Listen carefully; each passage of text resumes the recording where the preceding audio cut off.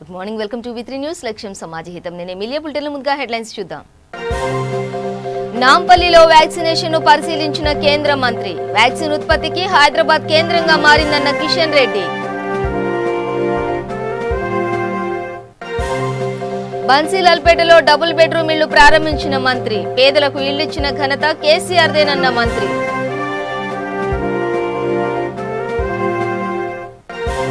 ఉప్పల్ స్టేడియంలో హెచ్సీఏ ఆటగాళ్లకు టీకా పంపిణీ. యువతలో దాగి ఉన్న ప్రతిభను వెలికి తీయాలన్న మంత్రి శ్రీనివాస్ గౌడ్.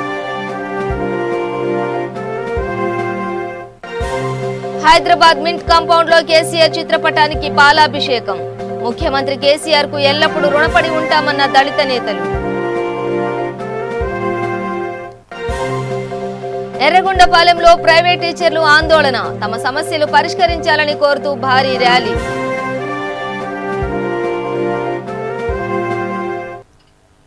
డీటెయిల్స్ చూస్తే వ్యాక్సిన్ ఉత్పత్తికి హైదరాబాద్ నగరం కేంద్ర బిందువుగా మారిందని కేంద్ర హోంశాఖ సహాయ మంత్రి కిషన్ రెడ్డి అన్నారు. నాంపల్లి ప్రభుత్వ ఆసుపత్రిలో ఏర్పాటు చేసిన వ్యాక్సిన్ కేంద్రాన్ని ఆయన పరిశీలించారు. ఈ సందర్భంగా ఆయన మాట్లాడుతూ దేశ జనాభాకు సరిపడే వ్యాక్సిన్ ఉత్పత్తిని పెంచాలని వ్యాక్సిన్ తయారీ కంపెనీలకు ఆదేశించినట్లు పేర్కొన్నారు. విదేశాలలో వినియోగంలో ఉన్న వ్యాక్సిన్లను దిగుమతి చేసుకునేందుకు చర్యలు చేపడుతున్నామన్నారు. దేశంలో ఉన్న ప్రజలందరికీ ఉచితంగా వ్యాక్సిన్ను కేంద్ర ప్రభుత్వం అందిస్తుందని ఆయన స్పష్టం చేశారు.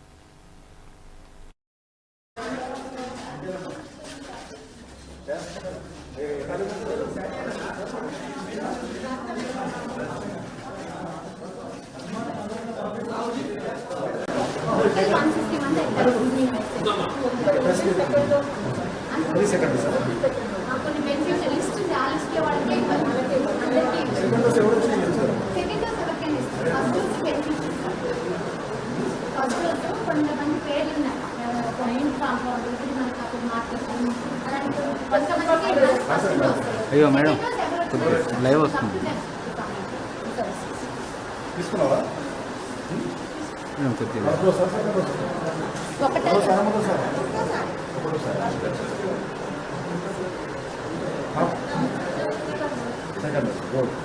लेना है रजिस्ट्रेशन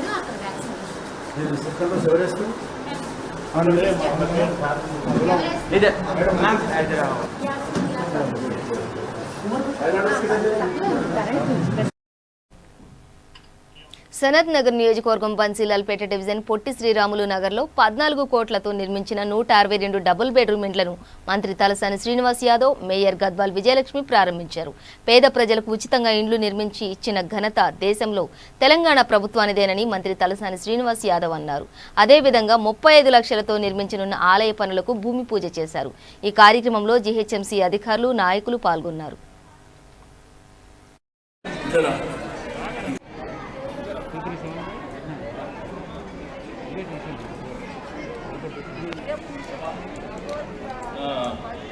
ఫస్ట్ ఫ్లోర్ 107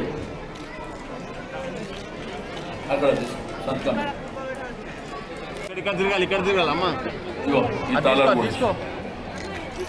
తీసుకో తల్లి. అక్కడ చూడమ్మా.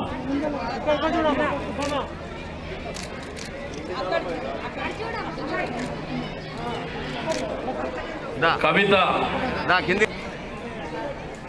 ఎవరు మీ హస్బెండ్ మీద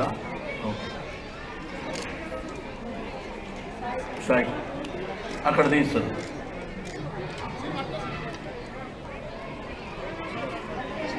శభాష్. ఫస్ట్ ఫ్లోర్ 112 నేనే అనుకుంటున్నా. ఆమె అదృష్టం చూడండి. ఆమె ఫిజికల్లీ హ్యాండిక్యాప్, కొంత ఆమెకు నడవడం ఇబ్బంది అవుతుంది.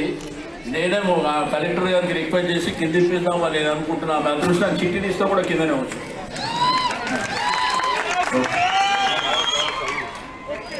జనార్దన్ రావు గారు, తలసాని సాయి కిరణ్ గారు, వేదిక మీద ఉన్నటువంటి మా కార్పొరేటర్లు, మాజీ కార్పొరేటర్లు, పుట్టి నుంచి వచ్చేసినటువంటి యువ తమ్ముళ్లకు, అక్కలకు, అన్నలకు అందరికీ నమస్కారాలు. ఎంతో సంతోషదాయకమైనటువంటి సందర్భం. ఆషాఢ మాసం. శబాష్. ఏం అన్నం తినలేదా మధ్యాహ్నం? ఏ వెజిటేరియన్ పెట్టిరా? ఏం పెట్టారు? బిర్యానీయా? అందుకు మేమేనేనా? మీ నాయనమ్మనా అమ్మమ్మనా? మీ బస్తామేనా? Very good. దమ్మా గ్రౌండ్ ఉండదు ఒప్పండి పెట్టు.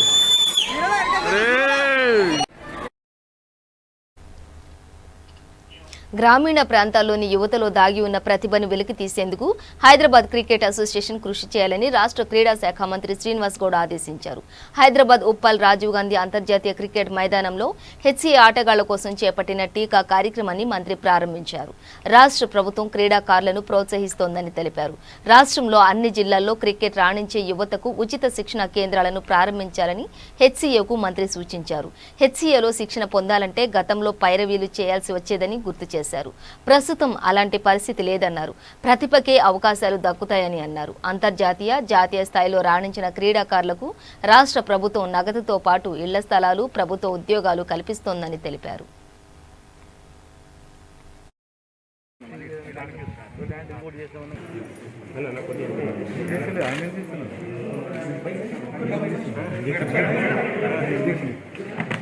జరగమని అవసరం కొద్దిగా అవతలు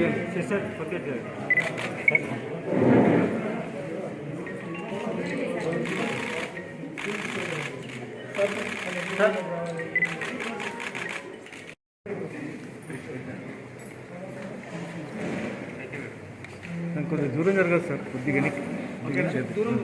ఓకే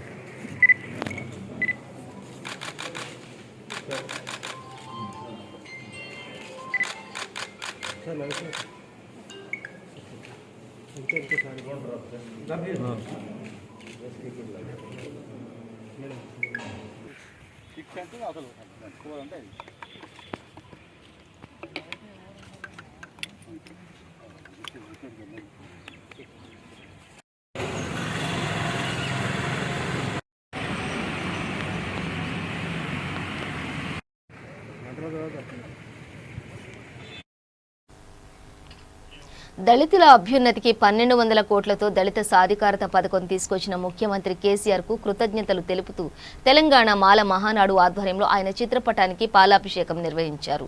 హైదరాబాద్ మింట్ కాంపౌండ్లోని అంబేద్కర్ విగ్రహం వద్ద పలు దళిత సంఘాలతో కలిసి కేసీఆర్ చిత్రపటానికి క్షీరాభిషేకం చేశారు. ఈ సందర్భంగా తెలంగాణ మాల మహానాడు రాష్ట్ర అధ్యక్షుడు కరణం ప్రమోద్ కుమార్ మాట్లాడుతూ దళితుల సంక్షేమం కోసం దేశంలో ఏ రాష్ట్రంలో ఏ ముఖ్యమంత్రి చేయని పని ముఖ్యమంత్రి కేసీఆర్ చేస్తున్నారని హర్షం వ్యక్తం చేశారు. నాడు ఉమ్మడి రాష్ట్రంలో అన్నిటా దగాపడ్డ దళిత బిడ్డలు ఇప్పుడు తెలంగాణ రాష్ట్రం అభివృద్ధి దిశగా ముందుకు సాగడానికి ముఖ్యమంత్రి కేసీఆర్ ఎంతో కృషి చేస్తున్నారని అన్నారు. దళిత సాధికారత పథకాన్ని తీసుకొచ్చిన ముఖ్యమంత్రి కేసీఆర్ మంత్రి కొప్పుల ఈశ్వర్ కు కృతజ్ఞతలు తెలిపారు.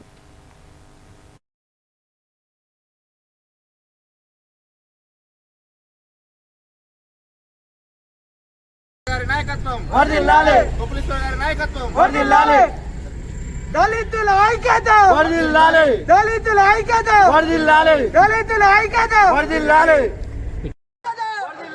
దళితుల ఐక్యత వర్ధిల్లాలి, దళితుల ఐక్యత వర్ధిల్లాలి. జై భీమ్, జై భీమ్, జై భీమ్, జై తెలంగాణ. తెలంగాణ మాలమానాడు నుంచి వర్కింగ్ ప్రెసిడెంట్ అయిన కరణం ప్రమోద్ కుమార్ అని నేను ఈరోజు మన కేసీఆర్ గారికి మరి ఈశ్వరన్న గారికి మరి ఈరోజు పాలాభిషేకం చేయడం జరిగింది. దళితులకి 12,000 కుటుంబాలకి ఈరోజు కుటుంబానికి 10 లక్షలు ఇవ్వడం జరుగుతుంది. షూరిటీస్ లేకుండా ఏం లేకుండా డైరెక్ట్ బ్యాంకులు రుణపడి ఏం లేకుండా అది డైరెక్ట్గా ఎవరైతే అప్లై చేస్తారో ఆ పర్సన్కి 10 లక్షల రూపాయలు డైరెక్ట్ అకౌంట్లో ఇవ్వడం జరుగుతుంది. అది ఎక్కడ లేనిది, మరి ఏ సీఎం కూడా డిసిజన్ తీసుకోలేనిది ఈరోజు మన ముఖ్యమంత్రి గారు అంబేద్కర్ వాదులైతే ఎవరైతే ఉంటారో మరి వాళ్ళందరికీ 10 లక్షల రూపాయలు వాళ్ళ కుటుంబాలకు చేరాలని చెప్పి అర్జెంటుగా 1-2 నెలల లోపట్ల ఈ ప్రొసీజర్ మొత్తం అయిపోవాలనేసి సీఎం గారు చాలా గట్టిగా ఇన్స్ట్రక్షన్స్ ఇవ్వడం జరిగింది. మరి ఇది చాలా గొప్ప విషయం. ఎందుకంటే దళితులకి ఒక కుటుంబానికి 10 లక్షలు ఇవ్వడం అనేది చాలా గొప్ప విషయం.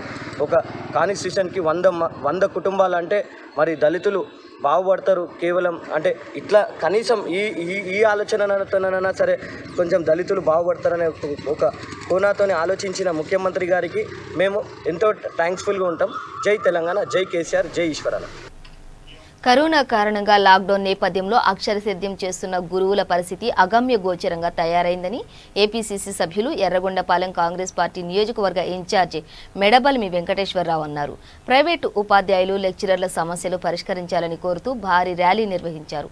తహసీల్దార్కు వినతి పత్రం అందజేశారు. అనంతరం ఆయన మాట్లాడుతూ ప్రభుత్వం ప్రైవేట్ టీచర్ల సమస్యలు పరిష్కరించేందుకు జస్టిస్ కాంతారావు కమిటీ ఏర్పాటు చేసిందని, కానీ ఇంతవరకు ఆ కమిటీ నివేదికను అందించకపోవడం వెనుక ఆంతర్యం ఏమిటని ప్రశ్నించారు. ఇప్పటికైనా ప్రభుత్వం ప్రైవేట్ టీచర్ల ఆర్థిక స్థితిగతులను దృష్టిలో ఉంచుకుని తక్షణ సహాయం అందించాలని డిమాండ్ చేశారు. కాబట్టి కాంగ్రెస్ పార్టీ పక్షాన మేము ఒకటే అడుగుతున్నాం. రాష్ట్ర వ్యాప్తంగా, నియోజకవర్గ వ్యాప్తంగా ఇక్కడ ఉన్నటువంటి నిరుద్యోగ ఉపాధ్యాయులను వెంటనే వారికి ఆదుకొని వారికి తెలంగాణ తరహాలో వారికి వృత్తి కల్పించాలి. 10,000 రూపాయల ఆర్థిక సహాయం అందించి వారికి మరి బియ్యం లాంటివి ఏదైనా సమకూర్చాలి. ఇది ఖచ్చితంగా మీరు ప్రభుత్వం దృష్టికి తీసుకెళ్లి మరి ఇది పరిష్కారం కాకపోతే రానున్న రోజుల్లో కాంగ్రెస్ పార్టీ ఆధ్వర్యంలో మరి పెద్ద ఎత్తున ఉద్యమాలకు కూడా మేము సిద్ధమని కూడా ఈ సందర్భంగా మిమ్మల్ని మేము విన్నవించుకుంటూ మరి అర్జీ మీకు తెలియజేస్తున్నాం. ఇది ప్రభుత్వం దృష్టికి కంపల్సరీ తీసుకెళ్లి పరిష్కారమయ్యే దిశగా మీరు చేయండి. ప్రైవేట్ టీచర్ల ఐక్యత, ప్రైవేట్ టీచర్ల ఐక్యత, ప్రైవేట్ టీచర్ల ఐక్యత, పరిష్కరించాలి ప్రభుత్వం వెంటనే ప్రైవేట్ టీచర్ల సమస్యలని. ప్రభుత్వం వెంటనే ప్రైవేట్ టీచర్లని ఆదుకోవాలి, ప్రభుత్వం వెంటనే ప్రైవేట్ టీచర్లని ఆదుకోవాలి. ఆర్థిక సాయం ప్రైవేట్ టీచర్లకు వెంటనే 10,000 ఆర్థిక సాయం ప్రైవేట్ ఉపాధ్యాయులకు వెంటనే. మరి ఈనాడు ఈ కరోనా విపత్కర పరిస్థితుల్లో మరి లాక్డౌన్ నేపథ్యంలో మరి ప్రైవేటు స్కూళ్ళు మరి మూతపడటం వల్ల మరి గురువులు ఈరోజు రోడ్డున పడినటువంటి పరిస్థితి. రాష్ట్ర వ్యాప్తంగా మరి 50,000 మంది పైగా ఈరోజు మరి ఉపాధి లేక, మరి తినడానికి తిండి లేక మరి రోడ్డున. నా పేరు Gummarajayya, private teachers and lecturers union Yerragondapalem నియోజకవర్గ కన్వీనర్. గత 2 సంవత్సరాలుగా corona first wave, second wave రూపంలో ఈ యొక్క ప్రైవేట్ టీచర్ల, ప్రైవేట్ పాఠశాలలు, కళాశాలలు మూతబడి అందులో గత 20 సంవత్సరాలుగా పనిచేస్తున్నటువంటి రాష్ట్రంలో ప్రైవేట్ టీచర్స్ ఎదుర్కొంటున్న ఇబ్బందులు కానీ కష్టాలు కానీ ఆంధ్రప్రదేశ్లో ఉన్న ప్రజానీకాన్ని అందరికీ తెలుసు. అలాగే ఈరోజు ఎర్రగొండపాలెం నియోజకవర్గ కాంగ్రెస్ పార్టీ ఇన్ఛార్జ్ మెడబల్మి వెంకటేశ్వర గారి నైతిక మద్దతుతోటి మీ వెనక మేమున్నాము. తూర్పుగోదావరి జిల్లా రాజమండ్రిలో జిల్లా ఎస్పీ డాక్టర్ షిమోజీ బాజ్పై కర్ఫ్యూ అమలు పరిశీలించారు. నగరంలోని అన్ని కూడళ్లను, చెక్ పాయింట్లను పరిశీలించారు. తూర్పుగోదావరి జిల్లాలో కోవిడ్ ఇంకా తగ్గుముఖం పట్టకపోవడంతో కర్ఫ్యూ నిబంధనలు కఠినంగా కొనసాగిస్తామని ఎస్పీ చెప్పారు. గ్రామీణ ప్రాంతాల్లో కేసులు ఎక్కువగా ఉన్నాయని, ప్రజలు జాగ్రత్తగా ఉండాలని చెప్పారు. నిబంధనలు పాటిస్తూ కరోనాను నియంత్రించాలని సూచించారు. ప్రభుత్వ ఆంక్షలను ఉల్లంఘిస్తే కఠిన చర్యలు తీసుకుంటామని హెచ్చరించారు.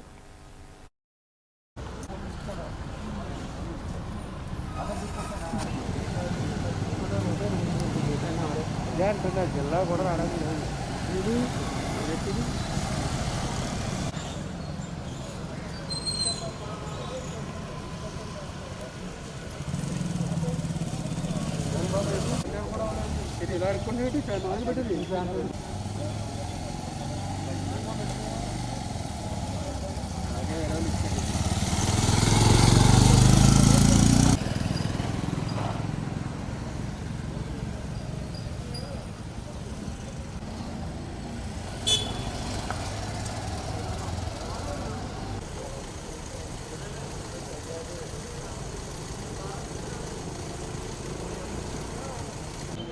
మొత్తం పైనుంచి ఇచ్చారో లిస్ట్ పంపిస్తారు.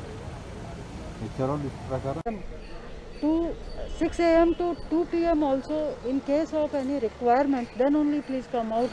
This is not at all time for evening walk or morning walk. So many persons are coming out for evening walk purpose and morning walk purpose. Please avoid for some time, because government is issuing time to time certain directions and guidelines basing on expert advice. So please cooperate us, because our staff is also continuously on the road and they are also trying to implement curfew. So we require your support also, and please follow all COVID related protocol. And if you are in exempted category, please carry your iCard also. And again I am saying that please do not step out from your house if you are not having any work.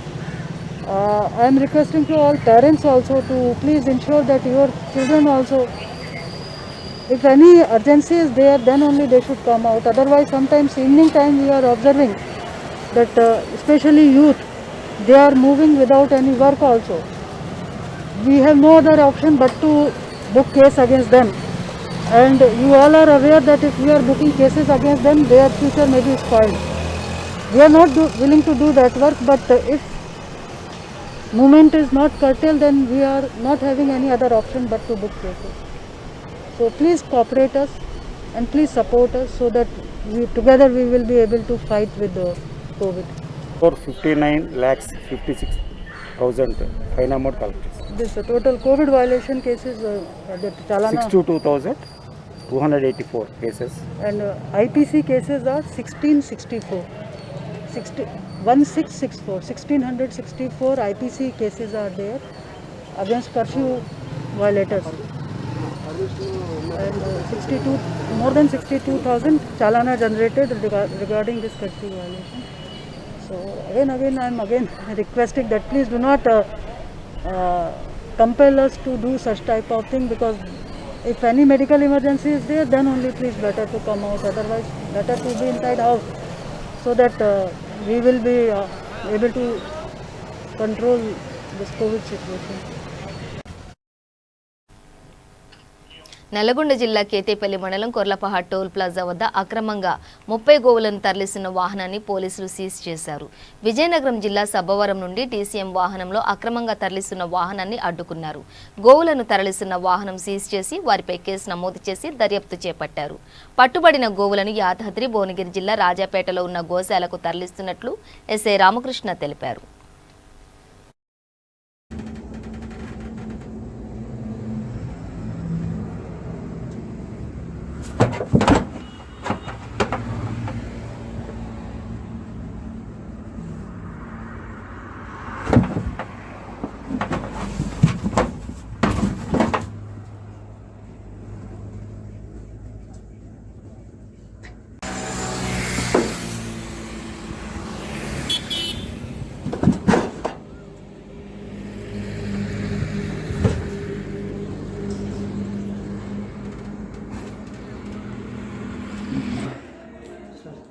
Ketapalli మండలం Korlapadu toll plaza వద్ద ఈరోజు మధ్యాహ్నం అనుమానాస్పద ఒక వాహనాన్ని తనిఖీ చేయగా అందులో 30 లేగదూడలు ఉన్నాయి. అవి విజయనగరం జిల్లా సబ్బవరం మండలం నుండి అది హైదరాబాద్ తరలిస్తున్నారు. అట్టి వ్యక్తులపై కేసు రిజిస్టర్ చేయడం జరిగింది. అందులో ఉన్న లేగ ఆవులను రాజపేటలో ఉన్న గోశాలకు తరలించడం జరుగుతుంది.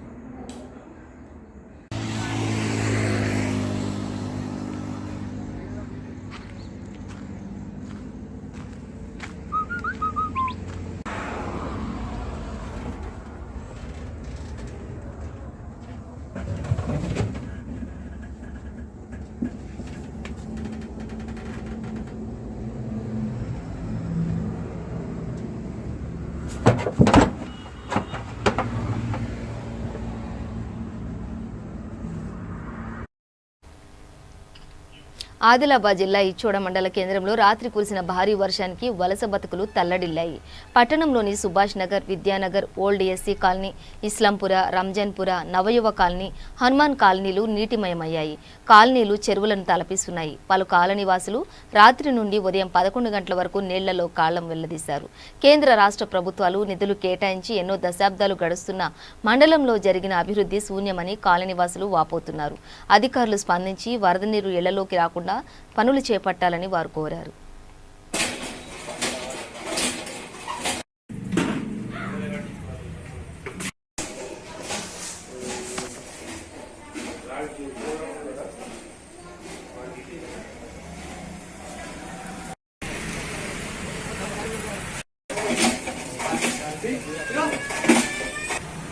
మోరి ఈయన క్లీన్ చేస్తే అయిపోతుండేది వీళ్ళది. ఆ మధ్యలో మోరి క్లీన్ చేయలేదు ఏమి, అక్కడ నుంచి మొత్తం నీళ్లు వెనుకకి వెళ్ళి మొత్తం లోపల షాప్కి వచ్చేసినాయి, మొత్తం కొట్టుకోపోయేలా వచ్చేసినాయి. మొత్తం మేము చేసే మొత్తం పనులు మొత్తం ఇరుకుపోయినాయి అన్నట్టు దీనివల్ల. राजी भाई की दुकान है, वो राजस्थान चले गए और पानी फेल किया, पूरा का पूरा नुकसान हो गया माल का। कितने माल नुकसान हुआ? 40 किलो का और 10 किलो 12 किलो मिठाई था, वो नुकसान हो गया। రాత్రి కురిసిన వర్షానికి మొత్తం షాపులలో మా కాంప్లెక్స్ మొత్తం వెనుక నుంచి నీళ్లు మొత్తం సురుతున్నాయి. ఎట్లా అంటే ఇచ్చోడలో ఎట్లా ఈ చెత్త ఉంటే షాపుల ముంగట ఫైన్లు వేసుడు ఉన్నది, కానీ మోరీలు సాఫ్ చేసుడు, మోరీలు కట్టుడు సరే క్లీన్ చేస్తారు, కానీ కట్టుడు లేదు, ఏం లేదు.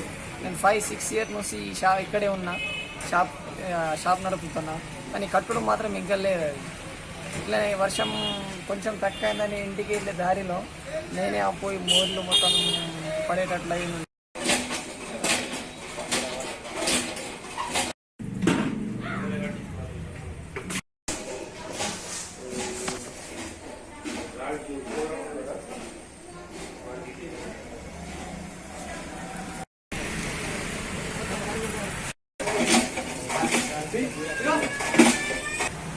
మోరి ఈయన క్లీన్ చేస్తే అయిపోతుండేది వీళ్ళది. ఆ మధ్యలో మోరి క్లీన్ చేయలేదు ఏమి, అక్కడ నుంచి మొత్తం నీళ్లు వెనుకకి వెళ్ళి మొత్తం లోపల షాప్కి వచ్చేసినాయి, మొత్తం కొట్టుకోపోయేలా వచ్చేసినాయి. మొత్తం మేము చేసే మొత్తం పనులు మొత్తం ఇరుకుపోయినాయి అన్నట్టు దీనివల్ల. राजी भाई की दुकान है, वो राजस्थान। బులెటిన్ ముగించే ముందు హెడ్లైన్స్ మరోసారి. నాంపల్లిలో వ్యాక్సినేషన్ ను పరిశీలించిన కేంద్ర మంత్రి, వ్యాక్సిన్ ఉత్పత్తికి హైదరాబాద్ కేంద్రంగా మారిందన్న కిషన్ రెడ్డి. బన్సీలాల్పేటలో డబుల్ బెడ్రూమ్ ఇళ్లు ప్రారంభించిన మంత్రి, పేదలకు ఇళ్లు ఇచ్చిన ఘనత కేసీఆర్దేనన్న మంత్రి.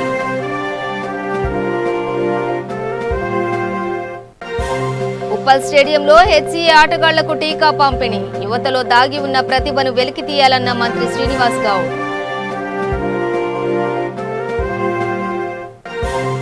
హైదరాబాద్ మింట్ కాంపౌండ్ లో కేసీఆర్ చిత్రపటానికి పాలాభిషేకం, ముఖ్యమంత్రి కేసీఆర్ కు ఎల్లప్పుడూ రుణపడి ఉంటామన్న దళిత నేతలు. ఎర్రగొండపాలెంలో ప్రైవేట్ టీచర్లు ఆందోళన, తమ సమస్యలు పరిష్కరించాలని కోరుతూ భారీ ర్యాలీ.